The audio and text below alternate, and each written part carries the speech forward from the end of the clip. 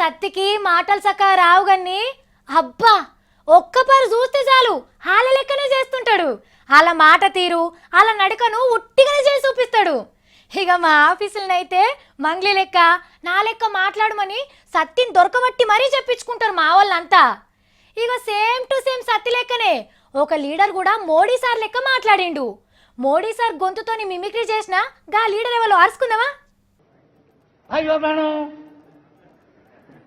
అయ్యో మేడం, बिजली आई, बिजली मिली तो बिजली 50 करोड़ 70 करोड़ 90 करोड़ कितना ఇన్నారు కదా లాలూ ప్రసాద్ యాదవ్ సార్ ఏమన్నాడో, కానీ ఏం అర్థం కాలేదు కదా. ఇగో మొన్న మోడీ సారు బీహార్కు 1,25,000 కోట్లు ఇచ్చినప్పుడు ఏం మాట్లాడిండో ఇంటే మన లాలూ సార్ ఏమన్నాడో ఉత్తగానే అర్థమైతది. दिल्ली सरकार 1.25 लाख करोड़ रुपये 50 करोड़ 70 करोड़ 90 करोड़ कितना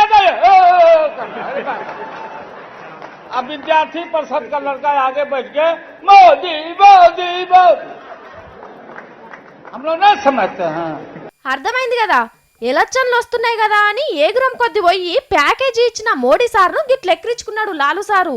చేతులు బాగా ఊపి ఊపి చెప్తున్నావు, నీకు చెయ్యి నొప్పులు వస్తాయి, ఊపిరంతా బిగబట్టి మొత్తుకుంటావు, నీకు గొంతుక నొప్పి వస్తుందని లల్లు స్టైల్లో చెప్పిండు. కానీ బీహార్లో కామెడీ చేసినా కాంట్రవర్సీ కామెంట్లు చేసినా లల్లు సారే చెయ్యాలి. అట్నుంచి వాళ్ళు ఇట్నుంచి వీళ్ళు బీహార్ను గెలవాలని బాగానే తనలాడుతున్నారు. ఒకల మీద ఒకలు గిట్లా ఎకసెక్కలు ఆడుకుంటున్నారు. మరేమైద్దో చూడాలే.